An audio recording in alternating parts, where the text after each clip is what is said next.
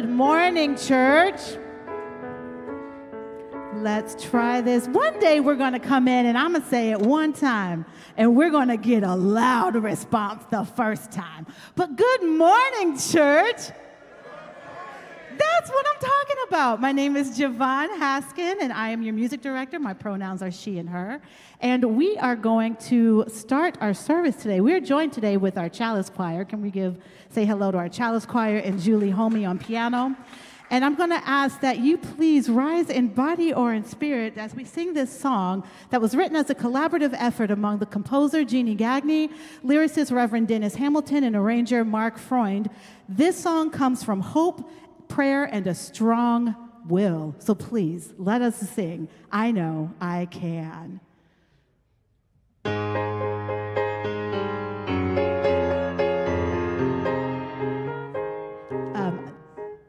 This is 10:15. I Know I Can. Sorry. 10:15 from my teal.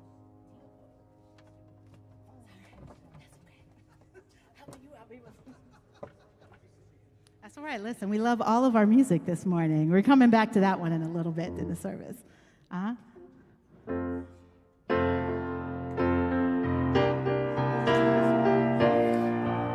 Though days.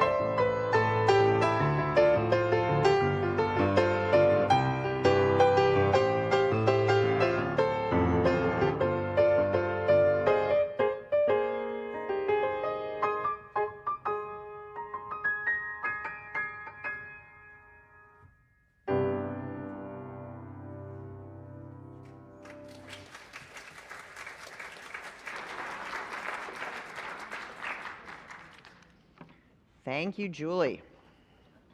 Good morning. Good morning. Good job. Wow. You all had more coffee than I did this morning. Welcome to the Mount Diablo Unitarian Universalist Church. I'm the Reverend Leslie Takahashi, and my pronouns are she and her. And we're so glad to have you here today. And we're glad to see you, whether you're here or whether you're online. And we're also really glad to have you if you haven't been here for a while, or if you're here for the first time and you're visiting us. And if you are visiting us, then it would be great if you could take a moment after the service or during the service and sign up during, because that's the real world that we're in now, for either our virtual visitor's card or our visitor's card in our hall. On the first Sunday of the month, we have an opportunity for those interested to sign our membership book, and that will be next week. So if you're interested in that, please make a note of that. And I have a couple other announcements. I want to invite us to save the date for a kickoff, which will happen on March 7th. It is the beginning of our season of 10 weeks of commitment. And you'll hear more from our board rep about what that is, but it is the celebration of community, and we hope that you will put it on your calendar and come, because we're going to start talking about how we do what we do here and how we keep it going. So that will be great. I also want to mention that we are going to kick off in April a couple sessions of adult OWL classes, Our Whole Lives, our comprehensive faith-based sexuality course. And there's going to be two. One will be for those 18 to 35, and then there will be one for 36 to 60. It's what I was told. And for all of you older than that, there is another class that we will be offering in the future, just to be clear. So that's how I was told to tell you. Take it up with the boss there in a minute. And then lastly, I want to say that next Saturday, I will be traveling to San Antonio, Texas, to take part in a national witness against family detention, deportation, and separation. And as part of that, a gift that I've invited our congregation to give is to participate in the paper doll campaign, which the Free Families campaign is asking for. You make a paper doll, you send one to your representative and ask them to take action to end these three heinous things. And then we're asking you to also make, if you're so inclined and artistic, which we have a lot of folks, make some extra ones, because we're going to bring them for the protesters to walk with paper dolls. So that'll be our gift to the witness next week. So we invite you to be part of that as well. So the beginning of that is we've got a link in the Friday email, and there's also, I just need them by Thursday morning to take them with me. So the best way to tap into everything that's happening here is to read our online newsletter, The Beacon, and also our weekly email called This Week at MDUUC. It comes out every Friday. There's so much going on because we put our values into action, and I am so glad to welcome you to this beloved community.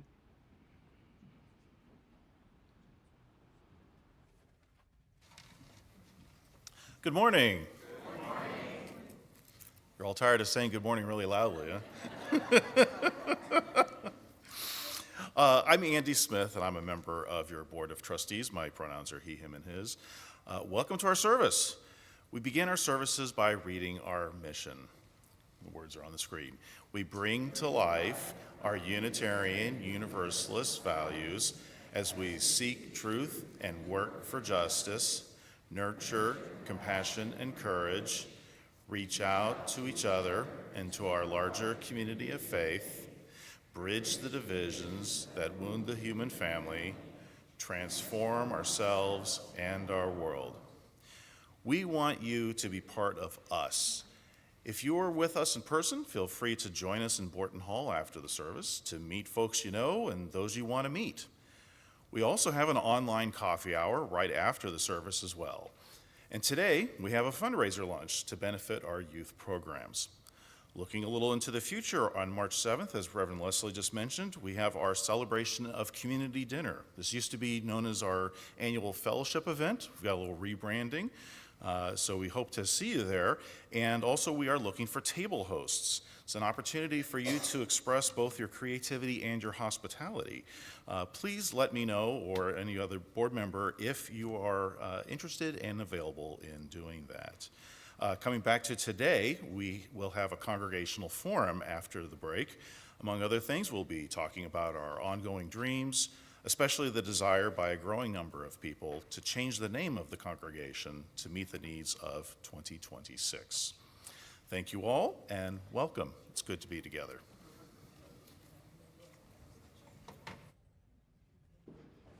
Well, for those that coffee didn't wake up, that did. So there you go.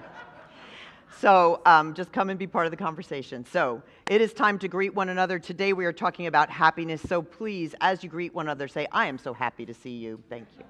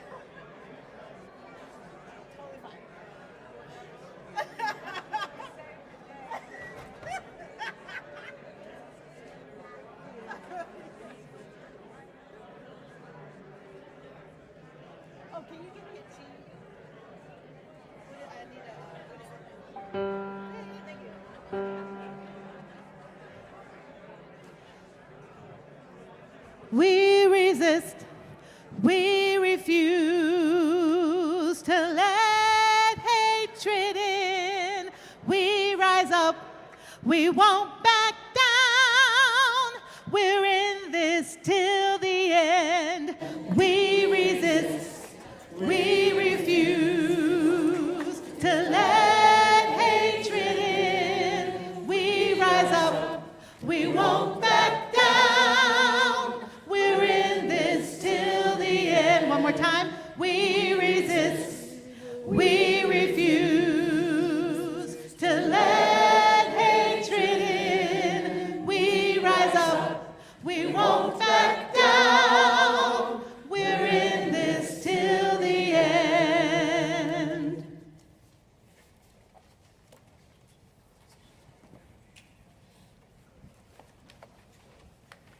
Good morning.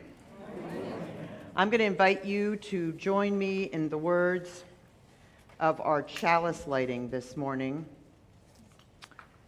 And they're the words of the great writer Maya Angelou. Please join with me. The caged bird sings with a fearful trill of things unknown but longed for still, and his tune is heard on the distant hill, for the caged bird sings of freedom. Thank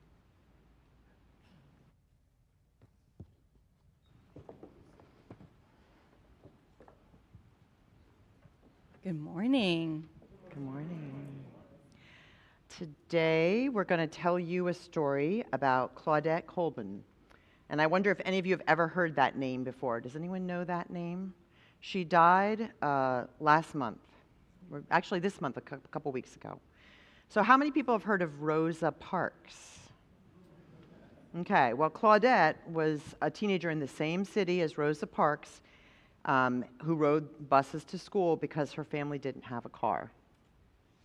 And that was not a fun thing, because even though most of the riders of the buses were black, only white people could ride in the front of the bus in those days.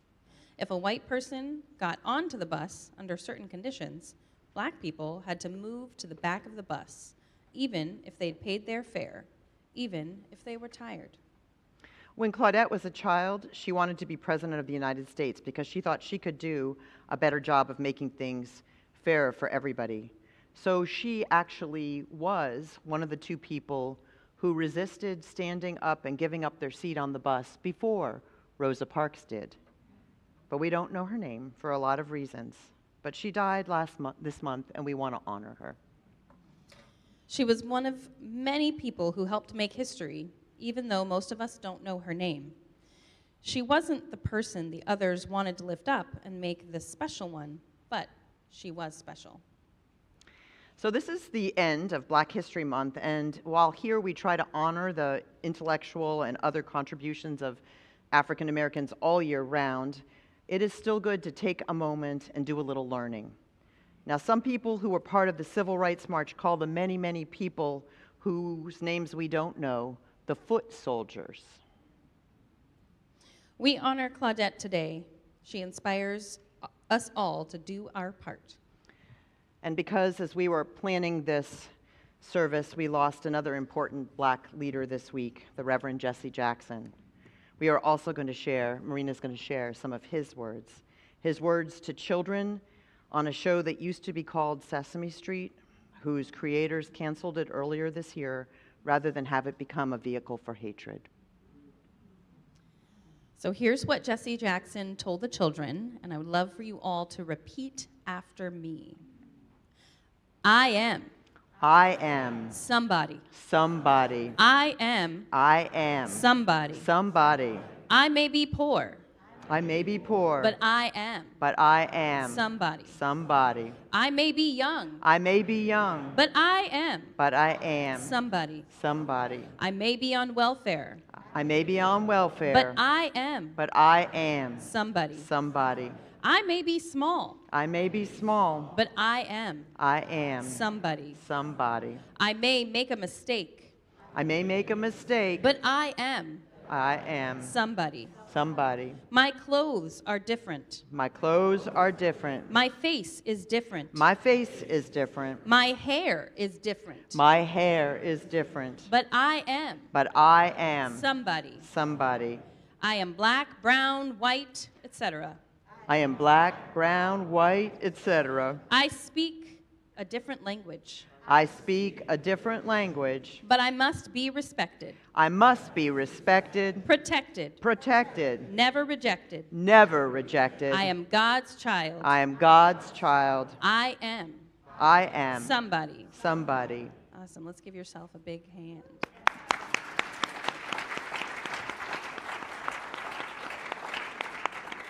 And now I'd like to invite you to join us in singing our children and youth to their activities.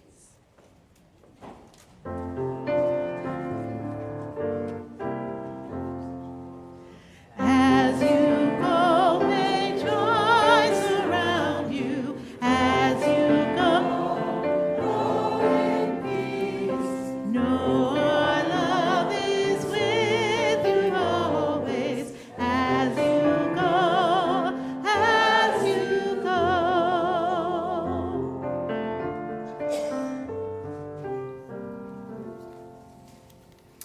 Good morning. My name is Shelley Kreiderman.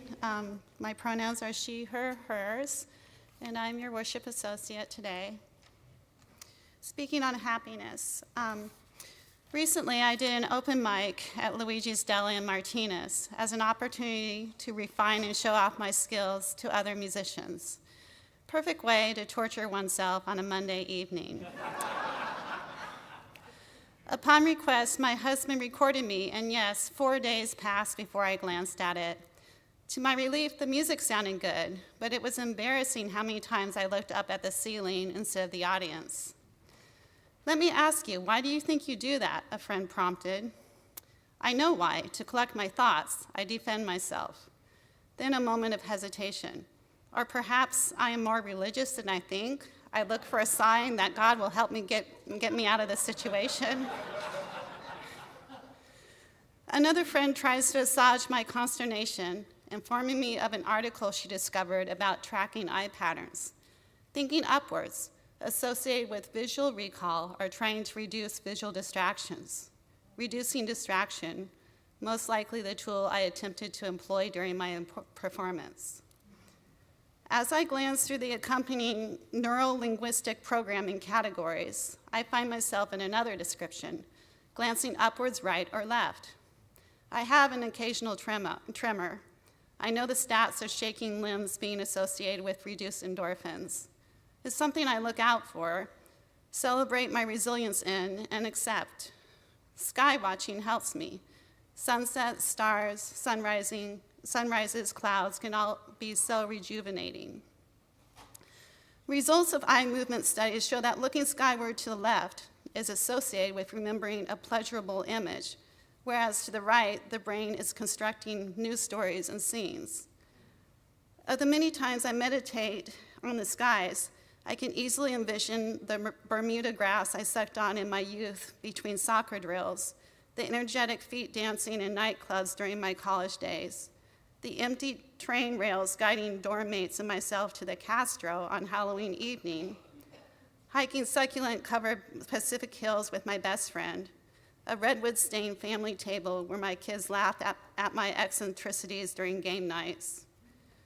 These neural-accessible images adding to my happiness transport my body through time.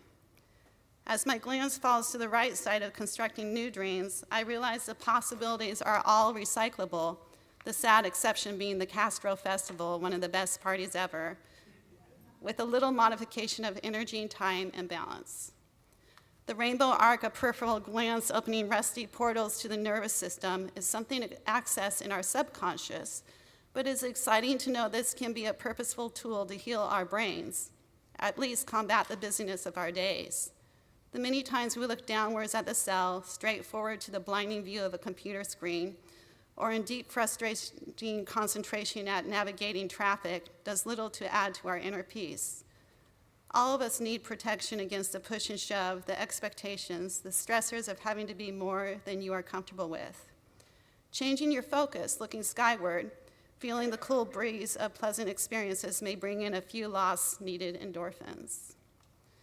A conscious source of my happiness is music. Saturdays, when I have a break from the training orchestra I teach at, you can find me participating in a 3-hour open jam in front of Pete's Coffee in Walnut Creek. A good mix of whoever shows up. Last weekend, one such holiday, I remember the minute I looked up to the left, deep into the cumulus clouds. Ocean waves hits my thoughts. The image of driving down the California coastline with my best friend, narrating humorous stories. One of my kids recently interrupted a music date night to inform me via text, there is a lemon on top of the fridge. No more information or dialogue provided. We are both moms to amazing and funny offspring, so this sentence launches us into laughter, imagining an array of peculiar add-on endings.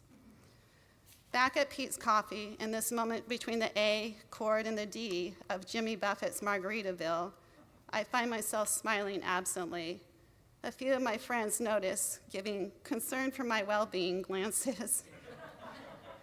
I'm fine with this. If need be, I will explain. No, God did not provide any answers from up above, but he, she, or they gave me a bit of respite in the puffy gray-blue clouds, a portal to my own heaven, self-created inside expanded neural pathways, to ease the stressors and troubles I experience here on this earth. Thank you for your listening ears. Come, let us worship.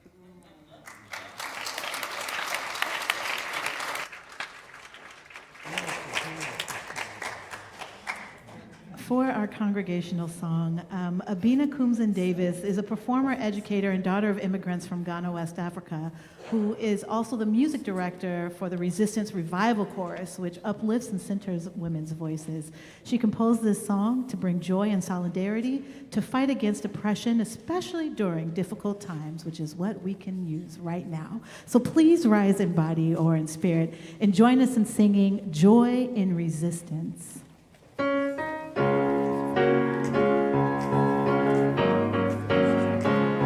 What the world needs now is joy in resistance. We will fight the good fight with or without your insistence. Move out of the way if you can't support the mission. What the world needs now is joy in resistance.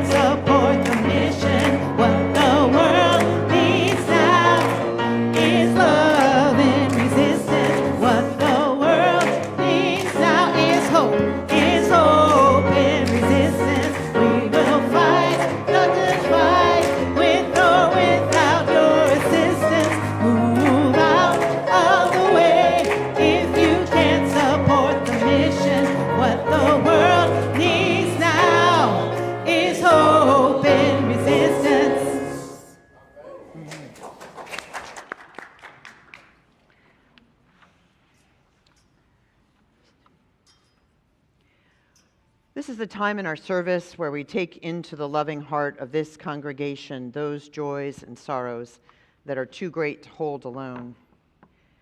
And I'm asking Andrew to light a candle for Betty Reed Soskin, an amazing leader in the Bay Area, but also nationally, who was known in the end of her life as being the oldest living U.S. park ranger.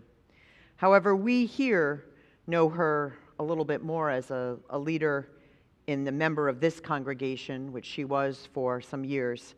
She served on our board, and our Borton Hall is actually named for Ben Borton and Beverly Borton, who helped her when she and her family were fighting housing segregation here in Contra Costa County. So Betty died in 2025, and her memorial, which is completely sold out, is next week. But I just thought we would take a moment to honor the amazing legacy of Betty Reed Soskin. Thank you.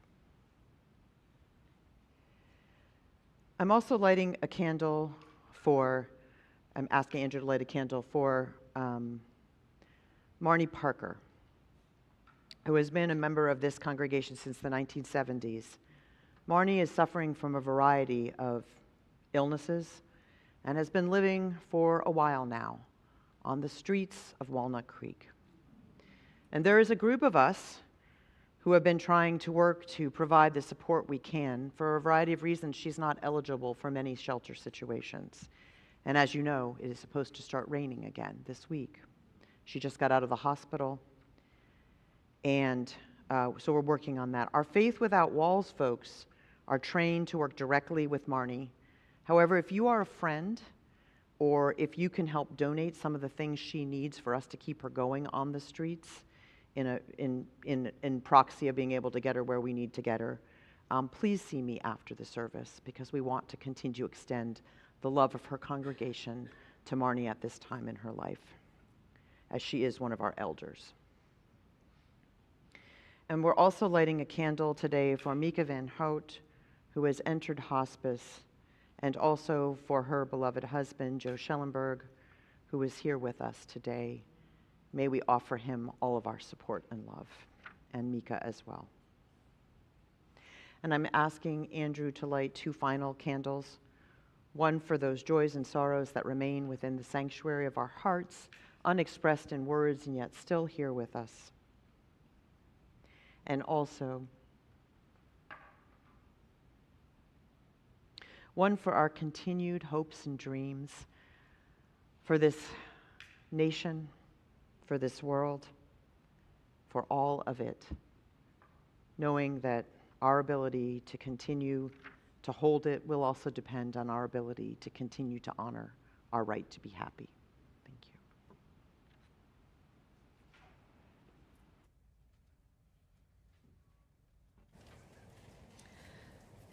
Thank you.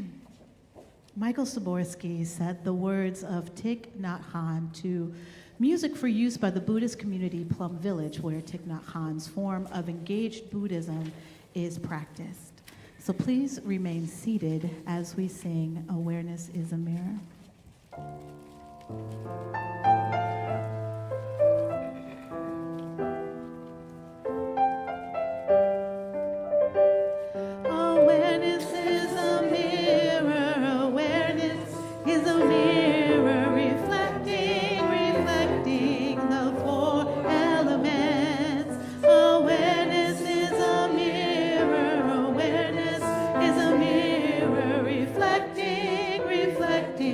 The four elements.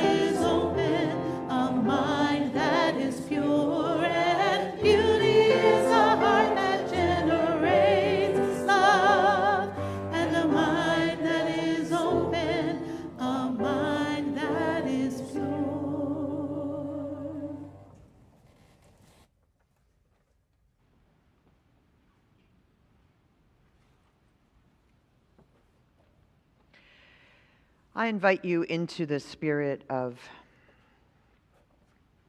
awareness, in the spirit of meditation.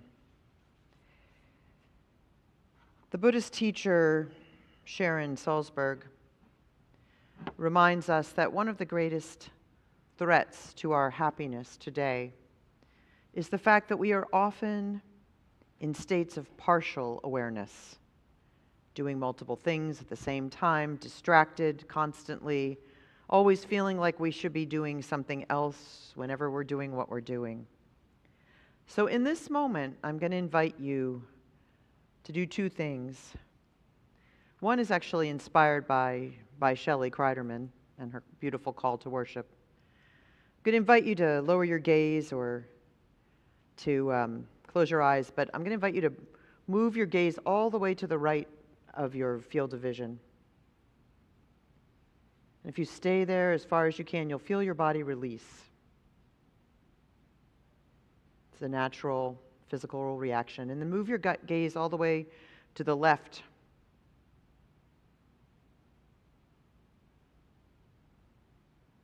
And wait for the same release. And then I invite you to find a rhythm. It might be the rhythm of your breath. It might be the rhythm of opening and closing your hands. But I'm inviting you into a remembrance of the existence of small happinesses in your life. Now, you might have some big ones. I've heard about at least one big happiness since I've been here this morning that someone is carrying. But sometimes in these times, it's hard for us to focus on those small moments of happiness. So I'm going to invite you to keep breathing, moving, finding your rhythm, but also allow yourself to remember some moment in the last couple days that felt pretty close to happiness. And if you can't find that moment, go a little further back. And just keep breathing and moving, breathing and moving.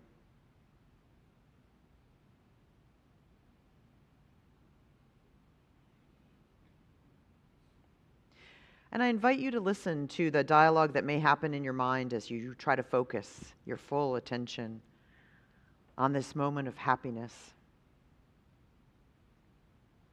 Perhaps you have messages in your mind that say, "There's so much else happening, I can't be happy." Perhaps you even have a message that feels like shame. Perhaps you're in the shadow of some great loss, some sadness, and you can't quite see how happiness and sadness can live side by side.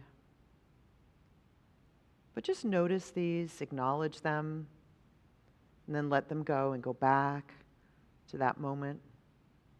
Could be very small. That moment of happiness.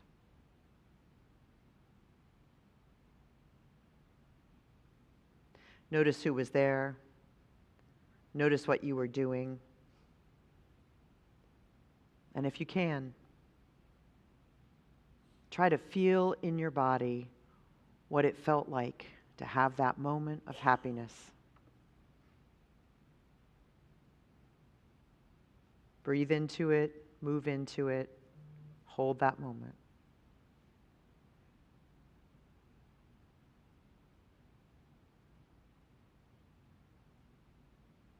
Through our mindfulness, through our awareness, we can remind ourselves to notice those moments of happiness that come to us all and to hold them and to take their nourishment into our hearts.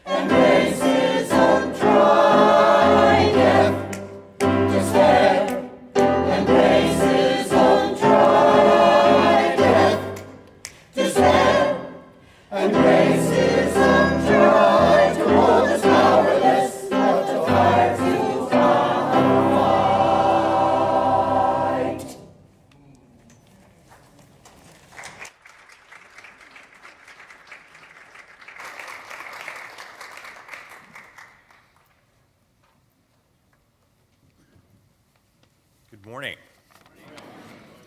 I'm Mark Chase, a member of your Board of Trustees. My pronouns are he and him. Each week we ask for your generosity in supporting the mission of this church. Weekly, our ministers, staff, and volunteers put countless hours into planning and executing worship services, providing childcare, making coffee, putting together the amazing music we're gifted with, and much, much more. Our community is actively engaged in social justice work, living our values as Unitarian Universalists, and standing up for those who are under threat. After attending a service here, I always feel lighter and brighter, and this is not something we can take for granted in these troubling times. Please consider what a positive impact this congregation makes on your life when contributing. If you're joining us online, you may find the yellow Give Now button, which is on our MDUUC homepage. You may also make a pledge or a weekly ongoing contribution using our Church Center app, and we're also happy to accept donations here in the sanctuary. We truly appreciate your donations of time, talent, and treasure to our beloved community.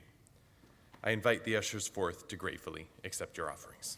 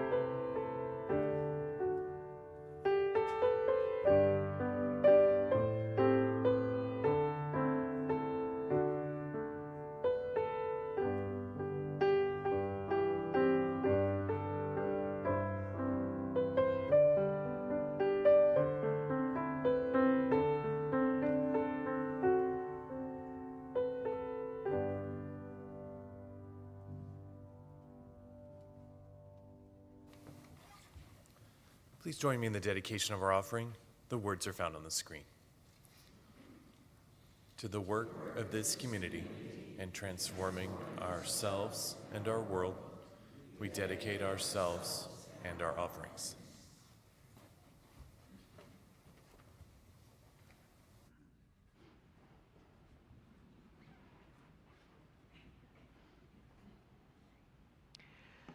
Okay.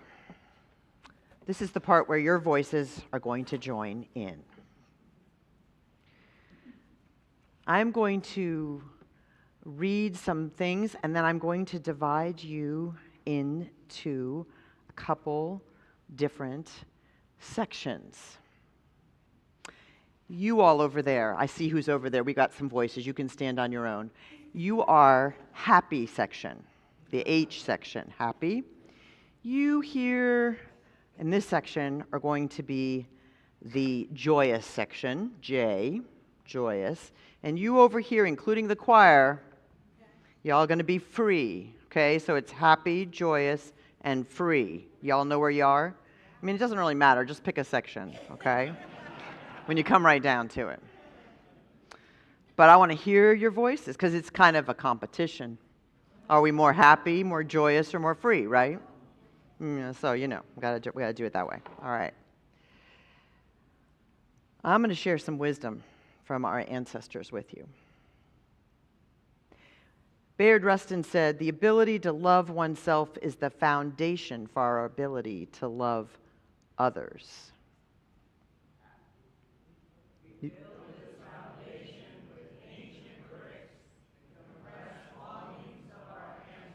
Good job, Happy. You got on it. Okay. Joyous.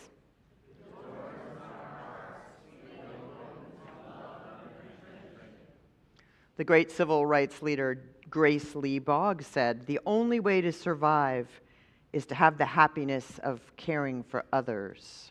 Free. With the smile and the laugh, we greet one another. We offer what we can with respect and care. Thich Nhat Hanh, who composed one of our hymns today, the words of our hymns today, said, "There is no path to happiness. Happiness is the path."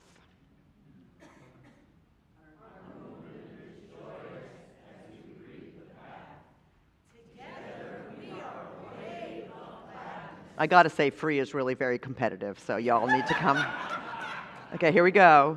The Dalai Lama said, "It is our basic right to be a happy person, a happy family, and eventually a happy world, and that should be our goal." Oh.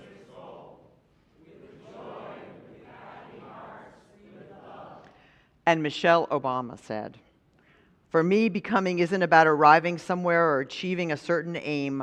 I see it instead as a forward motion, a means of evolving, a way of reaching continuously towards a better self. That journey doesn't end."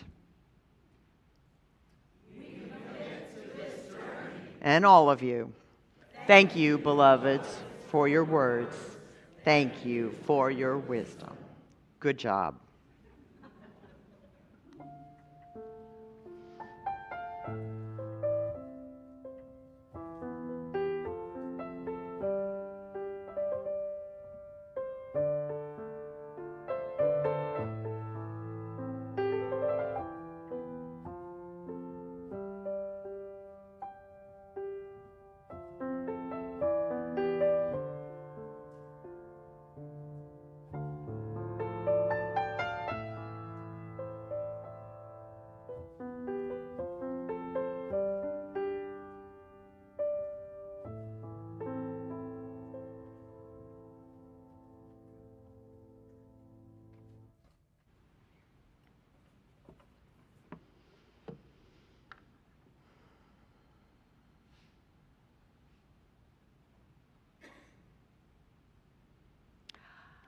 I cannot tell you how much I was regretting the choice of this topic last week.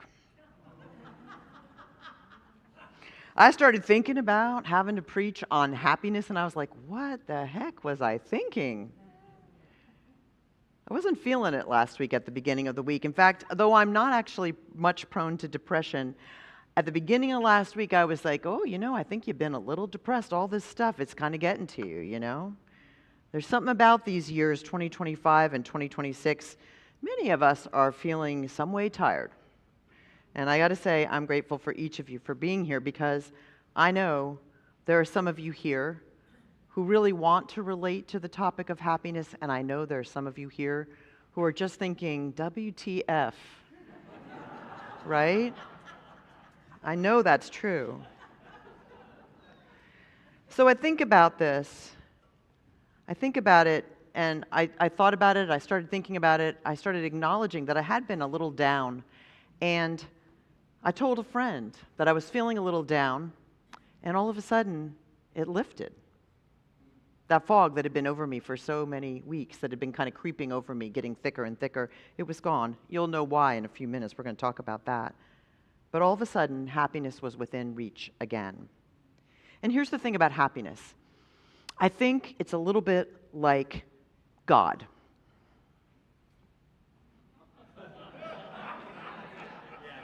Yeah, just like that, right. Okay. Well, here's why. Because sometimes people come here, and they'll hear someone, maybe me, use the word God, and it's very upsetting. Because in other settings, they've had real harm done by people using that word God. So they'll come to me and they'll tell me, I don't want you to use that word anymore. And then I will say, tell me about the God that you don't believe in, because I suspect I don't believe in that God either. So tell me about the happiness you don't want to hear about, because I probably don't want to be talking about it either. It's not escapism. It's more in the spirit of Ilya Kamensky, who writes in her poem, We Lived Happily During the War. This is her poem. We lived happily during the war. And when they bombed other people's houses, we protested, but not enough. We opposed them, but enough. I was in my bed, around my bed. America was falling, invisible house by invisible house by invisible house.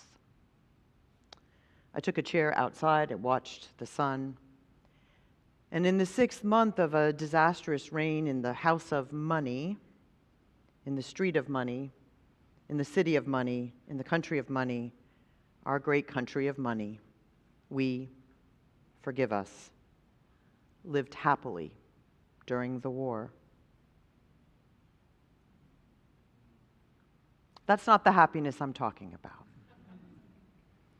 Not as escape or denial, or, hey, no one's threatening me directly, so I'll just look the other way happiness. Not that kind of happiness.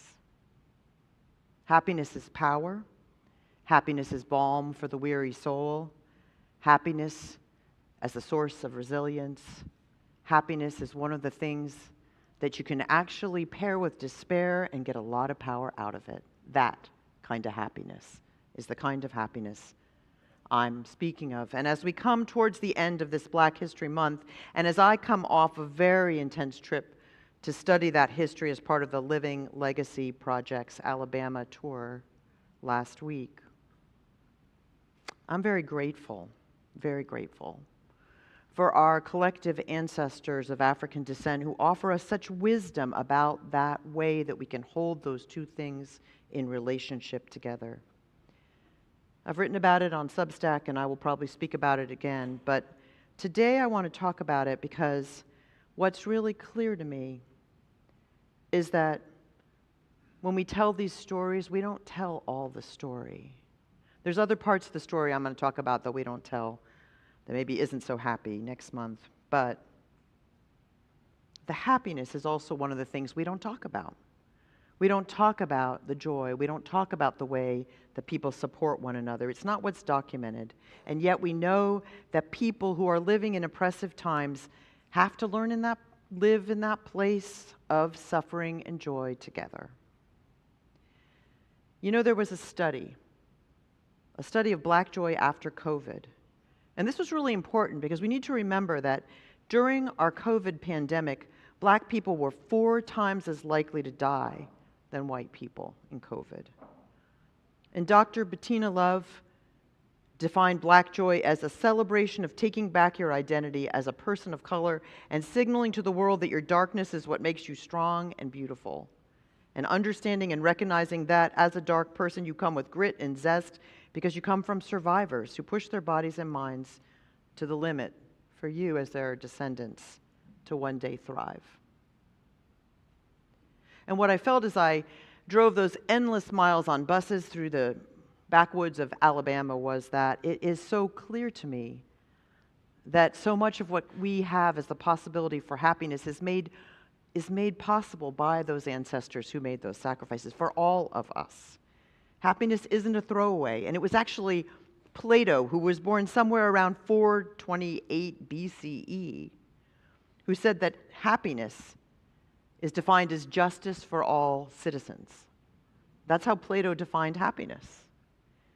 And it's interesting because, there is also a United Nations Day of Happiness, Day of World Happiness, because it's seen as so important to the continued development of our world and our survival on this planet.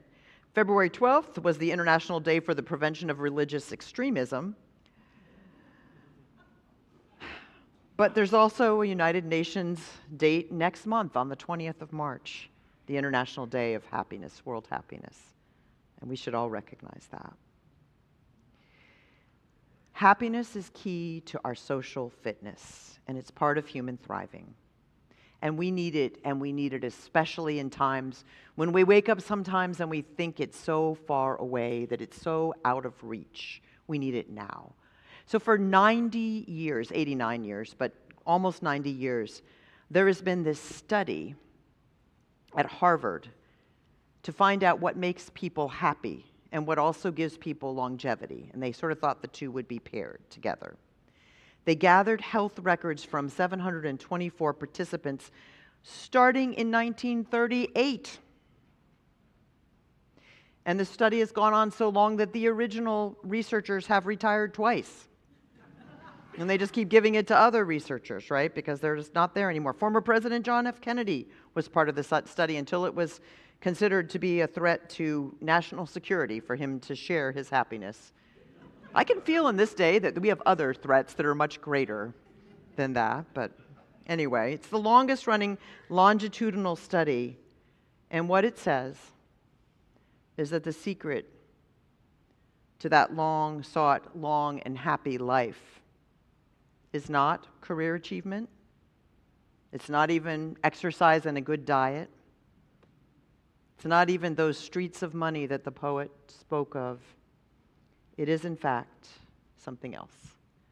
The most consistent finding we've learned through, this was then, 85 years of study is positive relationships keep us happier, healthier, and help us live longer, period.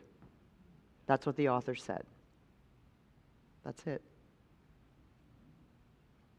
Or, as another Harvard headline on the study put it, good genes are great, but joy is better. I think we could all say that together. Good genes are great, but joy is better, right? And joy comes from connection with others. And that's what I saw as I walked through places of great historic impact, such as the Bethel Church outside of Selma or Dexter Street Church. They're places where there are great leaders that we need to honor and esteem, and where hard and awful things also happened. But they were endured because people were in it together participating. And we went to this place, this site outside of Selma, where the young people who had been speaking out had to go live, because when they started to speak out, their landlords evicted them. And they had no place to live, so they built this tent city outside in a field, which was owned by a black landowner, and they began to develop their own sense of joy and power. And they were looking for a symbol for what their movement would be, and they thought about the dove, and they thought, it's a little soft. And they thought about a native animal to the area they were living in that was, a nice animal, fine, not really aggressive, unless you backed it against a corner. And if you backed it into a corner, it could defend itself. And that animal was the black panther.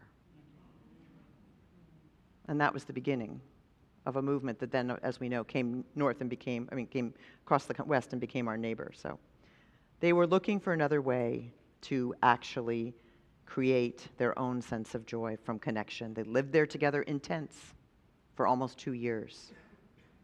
And they found that they could find joy in those relationships. And what the study from Harvard tells us is it doesn't have to be just what we often are told by the commercialization of all this. It doesn't have to just be the relational nature of romantic love, though that is good, the partner's love. It can be any kind of close and sustaining relationship that can give us this sense of joy, that can be happiness, that can help us do well and thrive. So I want you to take a moment right now. Maybe this is tied to the moment you thought of in our meditation, but think of someone you care about and resolve today to let them know that. Reach out. It might be someone you talk to all the time. That's fine. It might be someone you haven't talked to in a while, but you wish you had. I just had one of those moments yesterday. It was wonderful. You could do it right now. We're texting. We know that. But make a commitment to reach out to someone that you love, that you care about, that's one of those critical relationships, infrastructure for you, and tell them that today. Because as one of the psychiatrists at Massachusetts General Hospital says, loneliness kills. It is as powerful as smoking or alcoholism. So the thing is that celebrating together and celebrating in community is such an important source of happiness, which is why I'm always so grateful when we're here and doing that. And I look forward to the next couple months because we have a number of big community celebrations, and that's a really wonderful time for us to make old and new connections. But it's really important to think about it, and to think about it in the words of the Buddhist teacher Thich Nhat Hanh, who we also lost in 2025, who said, "You have enough conditions to be happy right now. You don't have to run to the future to get more." Because that's one of the things that we do is we put off happiness. If I only had this, then I would be happy. Sharon Salzberg tells this story about how someone comes, they want to have a piece of fruit. They say, if I only had an apple, I would be happy. They have an apple, they start eating it, they're like, this is kind of dull. If I only had a banana, I would be happy. They start eating the banana, and they're like, well, this is still a little prosaic. I need something a little more exotic. They said, well, if I only had a mango, I would truly be happy. And they get a mango, and they start eating their mango. And after a couple bites, it's not doing it for them. Because they're not able to be in the moment with what is. They're always thinking about what could be better and what that perfect solution is, where happiness wipes out everything else. And there is no more sorrow, and there is no more grief, and there is no more anger, and there is no more pain, and there is no more injustice. But that's not how it works. Because we could have the fruit that's right in front of us now. And I think that's really important. And the way we do that is by coming together. So I hope we will do that. Coming together in ways like coming to our game night tonight, even though it might seem frivolous. Making a paper doll that we can send down to Dilly and really taking the time to decorate it and make it pretty and fun. We need joy and resistance. We need joy and resistance. Thank you, choir. Cleaver Cruz, the founder of the Black Joy Project, a digital and real-world movement, said that Black joy is not dismissing or creating an alternative Black narrative that ignores the realities of our collective pain. Rather, it's about holding the pain and injustice in tension with the joy we experience. It's about using that joy as an entry into understanding the oppressive forces we navigate through as a means to imagine and create a world free of them. It's like that look over to the left, I believe, Shelley, right? Up to the sky. It's not escapism or a way of avoiding reality. It's an active acknowledgement that your reaction, even to the most horrific encounter, resides within you and not within someone else. It's an intentional choice. It's not delusional. It is real. So I'm grateful this morning and happy that we can connect to our spiritual ancestors of all kinds. I hope you take a moment right now and think of one person who's a spiritual ancestor for you. Just take a moment. Think of that as a gift you've been given.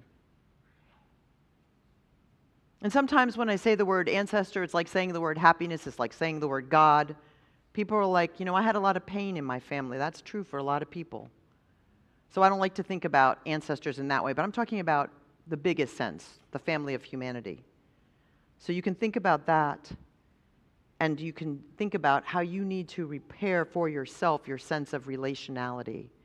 Because the research very clearly shows that those who had traumatic childhoods will begin to see the signs of stress in their bodies in middle age, and it will continue to the end of life if it's not addressed. So it's a really important thing to acknowledge both, and then to not be afraid to be happy.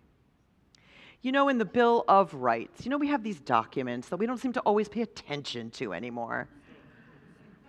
Like the Constitution, which we might need to do a little rewriting in, and the Bill of Rights. But in the Bill of Rights, it talks about life, liberty, and the pursuit of happiness.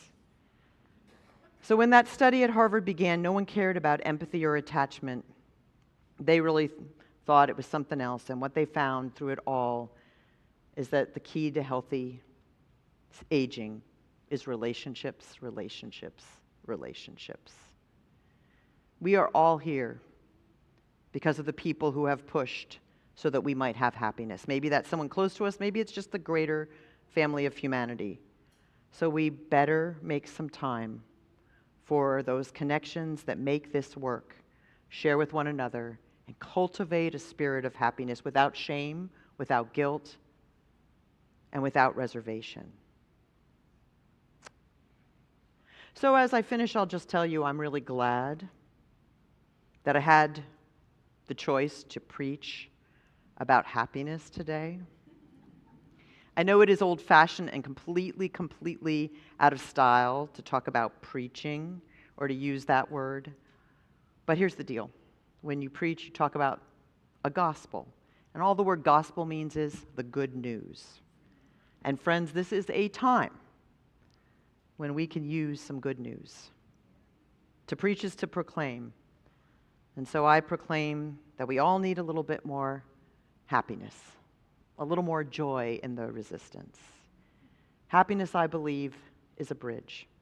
And sometimes it's harder to cross over than others, but almost always it's better to journey over it with others. Thank you for being on this journey together.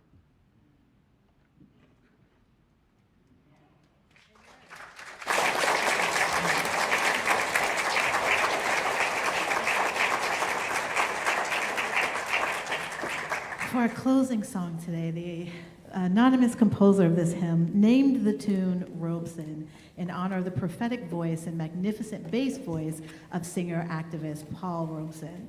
I am being joined, oh, you got here quick. I am being joined by Scott Schrader, and he's going to help us sing our first part of this song, which is Now Let Us Sing. But there's two parts. There's the bass line, and then there's the rest of the song. But please rise in body, and we are going to start singing this song. And the first time we sing it through, it's just going to be the bass line. I'm going to sing it an octave higher, okay? But please, Julie, let us get into it.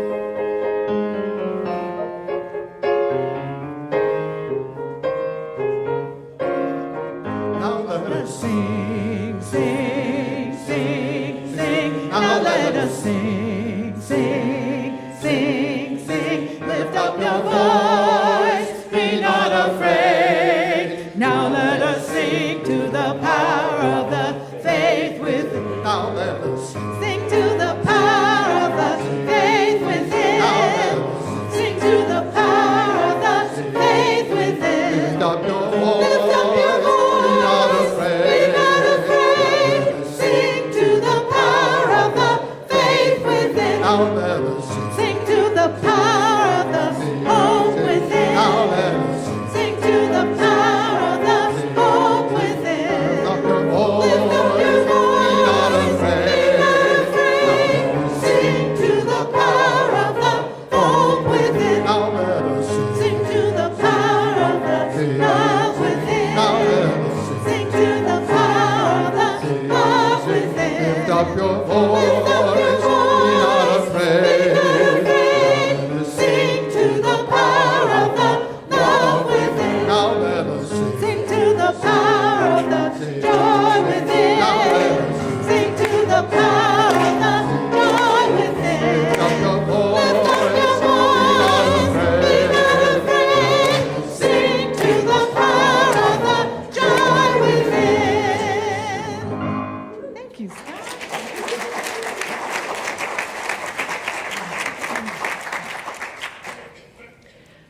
take a moment and thank our choir and Scott, Javon, everyone for the beautiful music.